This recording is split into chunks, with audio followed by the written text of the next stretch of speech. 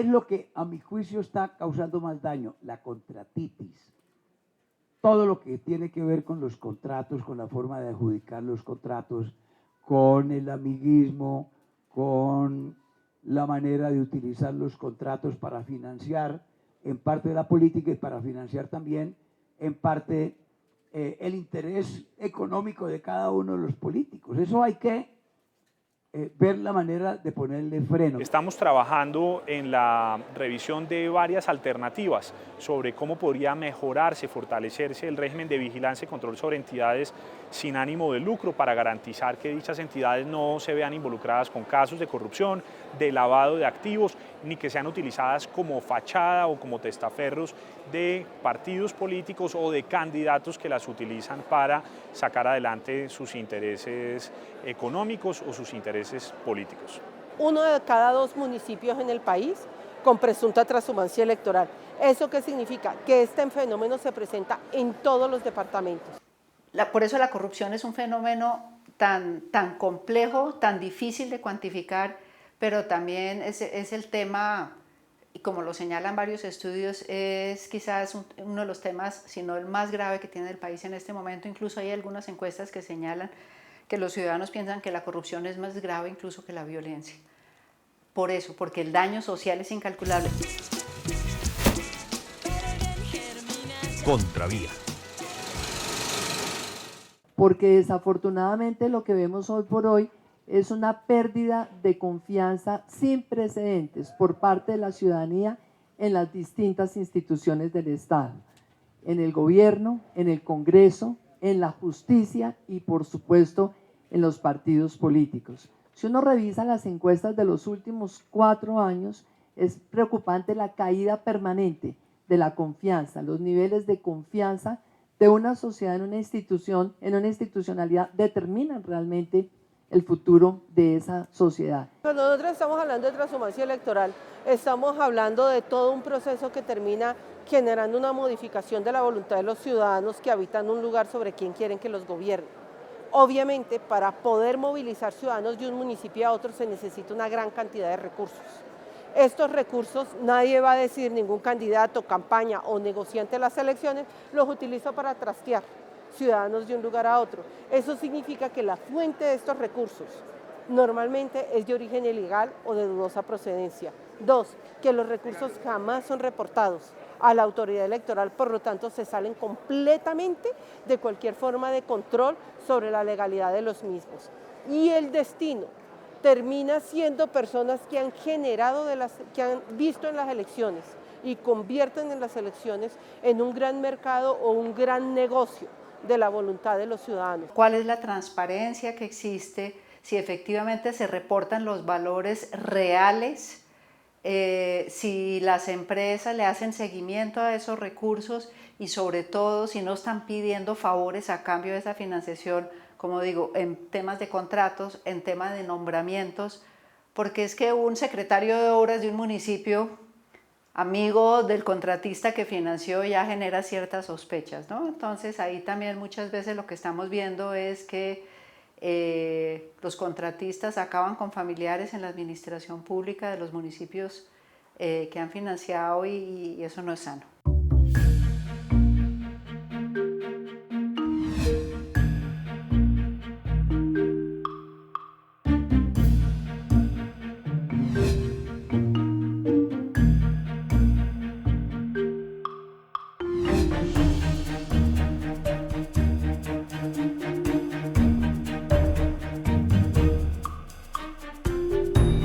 El que compra votos es ladrón. Lo primero que hay que hacer es empezar por no comprar votos, por tratar de convencer a la gente, porque la gente vote con libertad y con conciencia. Pero toda esta mezcla de dinero y política realmente lo que está haciendo es deteriorando el Estado y convirtiendo el acceso al poder en un negocio que después se paga con dinero del presupuesto público. Antes de comparecer ante la fiscalía, el contratista Julio Gómez dijo que su negocio con el distrito era más bien pequeño. Yo me he ganado, no sé, tal vez 40.000, 50.000 millones en el IDU, mis sobrinos se han ganado otras 2 licitaciones y por eso entonces nos tipifican como que es el jefe del cartel, jefe de cartel de qué. Lo que más llama la atención a los organismos judiciales y de control es la cantidad de contratos adjudicados por el distrito y el valor de los mismos, tanto a las empresas de Gómez como a las de su círculo familiar. Los contratos superan los 300.000 millones de pesos según el organigrama de toda la contratación en Bogotá, con la que la Procuraduría y la Fiscalía adelantan sus investigaciones sobre el llamado carrusel de contratos en la capital. Los documentos contienen información detallada de cada una de las empresas, consorcios y contratistas, al igual que el valor de los contratos.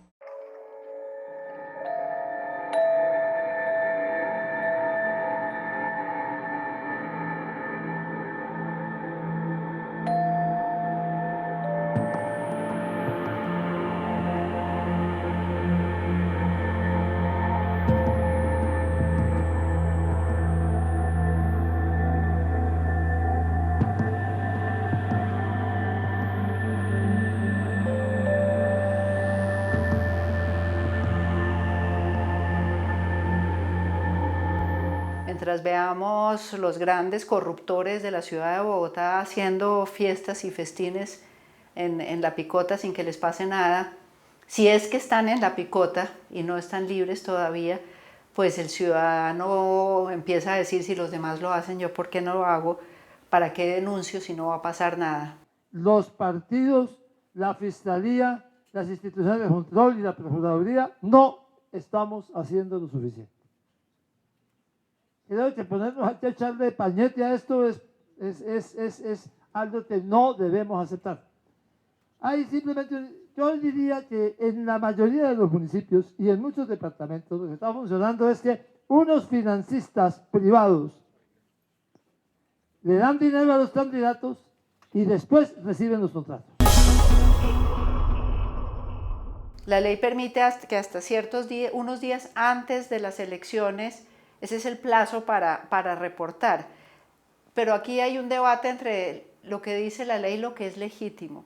Sería muy sano que los ciudadanos desde ya, en tiempo real, pudieran conocer quién está financiando a quién, porque eso habla mucho de los candidatos.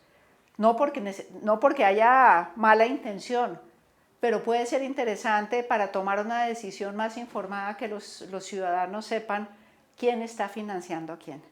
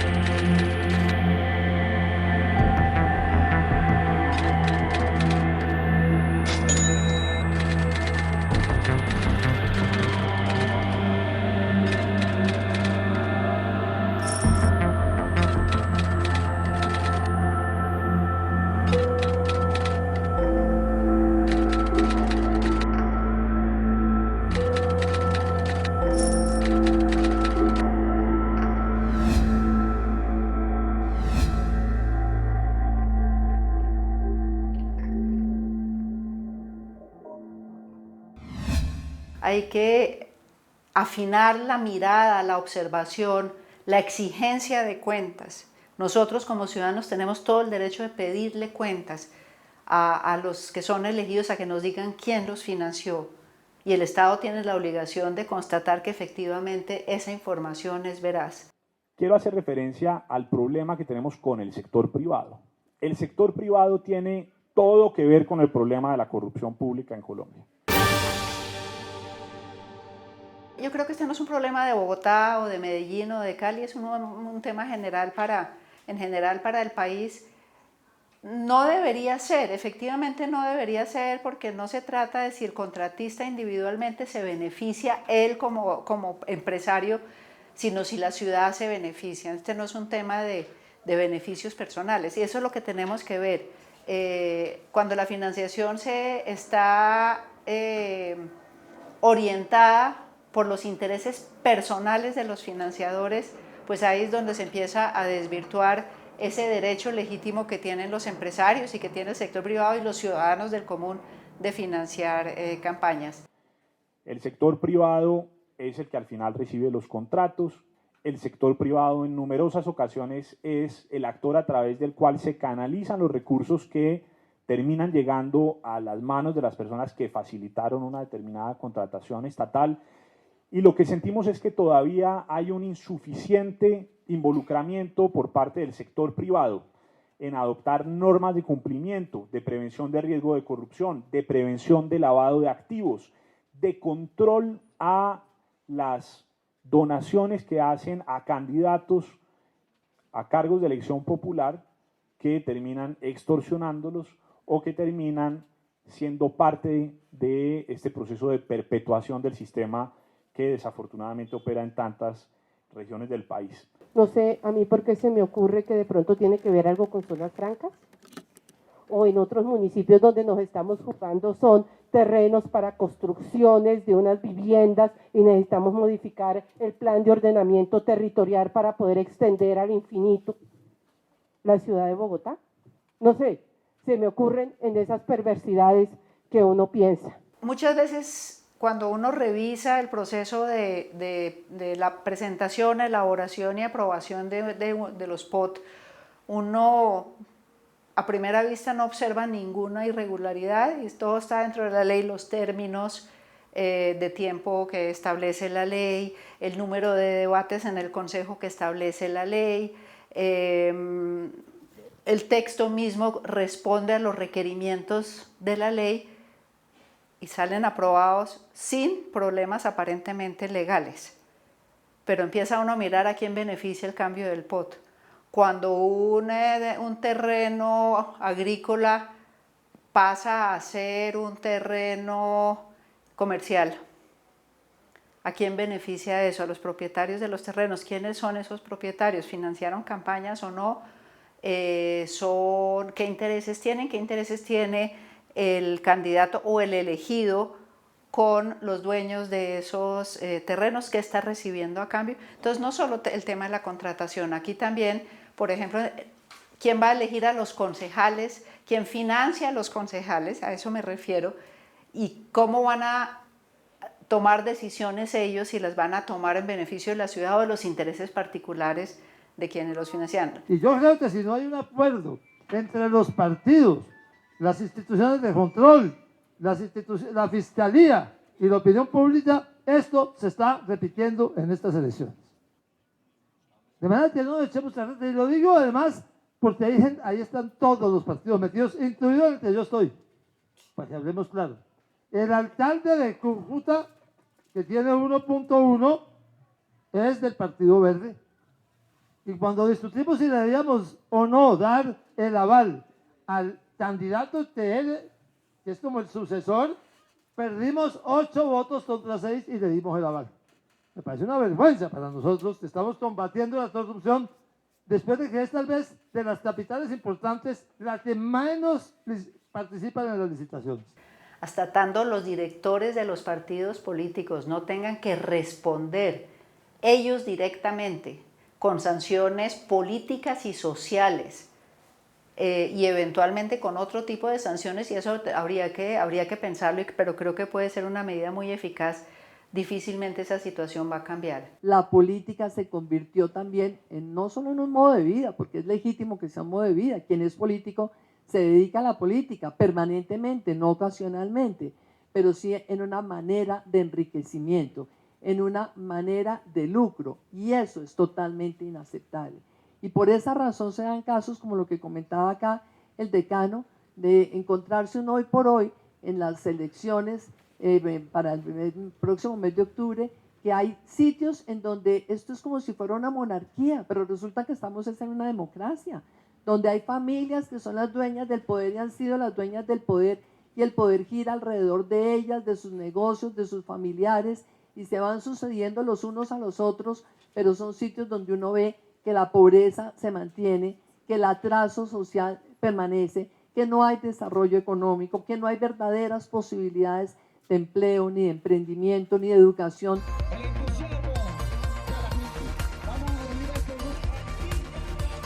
El nepotismo lo que hace es dar privilegios a grupos familiares que lo que hacen es aprovecharse en beneficio propio del Estado, de los recursos de la contratación. La política no es para enriquecer a nadie, la política no es para que perduren poderes familiares en las regiones ni en la localidad. Indiscutiblemente aquí lo que hay que hacer es conocer los candidatos, conocer no solamente cuáles son las propuestas de los candidatos, se puede proponer cosas absolutamente maravillosas, como se dice, el PowerPoint aguanta todo.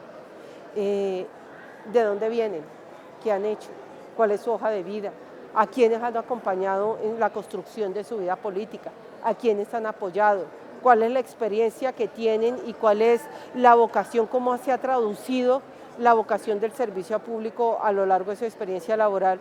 Son indicadores que nos dicen a nosotros como ciudadanos si estamos frente a un candidato honesto o si estamos frente a un candidato que lo que busca es beneficiarse a sí mismo y a sus amigos. Y aquí es muy importante hacerle un llamado a los medios de comunicación, a los órganos de control del Estado, a los órganos de control de la Ciudad de Bogotá, a la Contraloría, en fin, a los entes de control y de vigilancia, para que estén con los ojos muy abiertos una vez que se empiecen a adjudicar los contratos, para ver si hay efectivamente una relación sana o si hay una relación perversa entre financiación y adjudicación de contratos.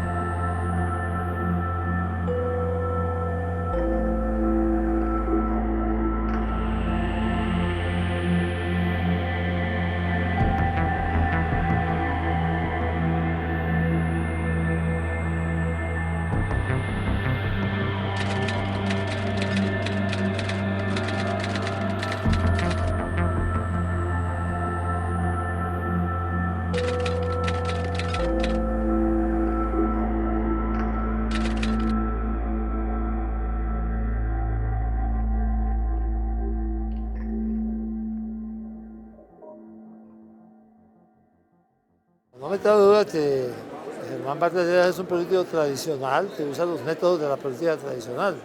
No he leído la columna de Aurelio, pero por lo que usted me resume, todo suena razonablemente cierto. En el tema de la contratación, de todo el tema de la infraestructura, pues mucha gente siente que falta separar realmente la función del vicepresidente como ejecutor de una política pública y la aspiración del vicepresidente en cuanto a lo que vaya a suceder en el futuro. Que lo que tenemos que voltear a mirar es la política. que antes inclusive para las agrupaciones políticas era mucho más cómodo decir, son los paras, son los Bacrín, es la guerrilla, no tenemos elecciones libres y transparentes porque esos actores armados horribles, fuerzas oscuras, manos negras que se mueven en las regiones, no permiten detener democracias libres y transparentes. Hoy lo que nos están diciendo los datos y los resultados de las investigaciones de académicos de diferentes universidades, inclusive de las regiones, como la Universidad del Cauca, Universidad del Valle, Universidad Atlántico, de Medellín, para donde voy ahora, es que esto que antes gritábamos, tenemos que voltear y es mirar hacia la forma en que nosotros estamos haciendo política. 1 de cada 4 municipios tiene la posibilidad, tiene riesgo indicativo de fraude electoral. Es decir, ahora sí nos tocó lo harto, que es voltear a mirar cómo hacen política, no solamente los partidos políticos, sino cómo la hacemos nosotros como ciudadanos. Y aquí el problema yo sí creo que es mayúsculo, por lo siguiente. Los recursos de las obras de infraestructura a veces se pierden, se esfuman sin que sea posible ver ni siquiera 1 metro de carretera, de vía o de colegio construido. Pero yo diría que es la excepción. Cuando hay corrupción en las obras de infraestructura, normalmente lo que ocurre es que alguien que facilita la contratación termina quedándose con una plata que recibe a modo de comisión del contrato.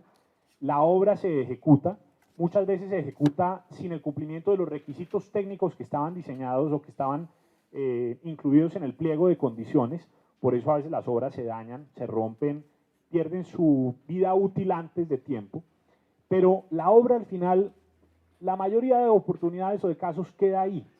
Un puente peatonal que aún esperaba fecha para ser inaugurado se desplomó esta tarde al norte de Bogotá. Durante semanas, los propietarios del sector 6 de Space advirtieron sobre las grietas y fisuras en la estructura de la edificación. Los residentes de este bloque de apartamentos Ciudad Caribe Real del municipio de Malambo, donde nos encontramos, están muy indignados. Realmente ellos dicen que les entregaron estos apartamentos hace menos de 1 año y a los 2 meses empezaron a verse los problemas de agrietamiento. Cuando estos hechos suceden porque hay corrupción detrás, es necesario tener en cuenta 3 cosas. 1, los culpables deben ser sancionados por el daño económico que han causado, pero también por el daño social que han generado. El costo en vidas, por supuesto, pero también el costo en el deterioro de la confianza ciudadana. Eso es difícil de calcularlo monetariamente, pero la corrupción no solamente genera daños monetarios, genera daños políticos, genera daños sociales, afecta la legitimidad de las instituciones y eso es muy grave. La palabra paz no puede ser solamente que un grupo que antes estaba en armas se desarme y se desmovilice, sino que tiene que potenciar a cada uno de los ciudadanos bogotanos y colombianos para que nos demos cuenta que sí tenemos las herramientas para hacer de la política una política al servicio de nosotros, la gente común, la gente decente. Es que la gente común a veces puede hacer cosas muy poco comunes. Yo no creo necesariamente que los delitos o que la única vía para combatir los delitos con más leyes. Colombia es un país con un acervo normativo muy bueno en ciertos temas. Incluso en temas de corrupción, de lucha contra la corrupción se ha avanzado, está el Estatuto Anticorrupción, está la Ley de Transparencia y Acceso a la Información Pública, en fin, hay unos avances muy importantes, pero si no existe voluntad política para que esas normas efectivamente se apliquen y que haya sanciones eficaces y ejemplarizantes contra quienes transgreden o incumplen las leyes, no vamos a avanzar mucho. Lo primero que tenemos que hacer en materia de contratación pública, en particular de las entidades sin ánimo de lucro, es, por un lado, reformar el régimen de vigilancia y control sobre esas entidades. Hoy en día tienen vigilancia de las gobernaciones y de las alcaldías, que en la gran mayoría de casos son las mismas entidades que contratan a esos contratistas. En esa medida, la supervisión de los contratos, la mayor parte de veces no se hace con la suficiente idoneidad y además la vigilancia y control sobre esas entidades se hace sin un conocimiento real sobre cómo debería vigilarse su funcionamiento. Con la ley 1475, con ese acto legislativo, se han ido dando pasos pequeños, tímidos, pero no ha habido una reforma política de fondo que ponga en cintura todas estas prácticas, que aclare el clientelismo, la contratación alrededor de algunos dirigentes de los partidos que lamentablemente, repito, con este sistema de partidos parlamentarizados, entonces la mayoría están en el Congreso y terminan haciendo acuerdos con el gobierno en beneficio de 1, 3 o 4 o 5 que tienen el control sobre localidades o sobre sectores enteros de la economía colombiana. Se ha avanzado algo en ese terreno en la legislación colombiana, pero hay indudablemente todavía más cosas para avanzar, de manera que yo sí creo que necesitamos hacer un esfuerzo colectivo, un plan concertado de limpieza de la política que está llena de corrupción. Pero quizás no sea esa la sanción más fuerte ni la más importante. A fin de cuentas, todos los ciudadanos del común sabemos que aquí se puede burlar la justicia si uno tiene con qué. Entonces, la sanción que sí podemos utilizar es la que cada uno tiene con su voto. El análisis electoral importante que hay que hacer en Colombia no es tanto que mucha gente siga votando por la opción de la guerra. De hecho, sabemos que lo real es que la mayoría no vota o vota en blanco. Entonces, se trata de llegar a comunicarnos con esos que no están votando, los que no están votando o los que votan en blanco, los que no creen ni en este ni en otro. Y hay que decirles, es que la política no se trata de que usted crea en este o en aquel, sino que crea en usted mismo. De nuevo, el punto no es ni derechas ni izquierdas, el punto es que nosotros, la gente decente, reinventemos, creemos el partido de la gente común y decente. Y cuando el ciudadano empieza a darse cuenta, empieza a hacer conciencia de que él es el directamente afectado, y ese es el llamado que hacemos desde Transparencia por Colombia, no siga votando por las mismas personas que le han causado esos daños.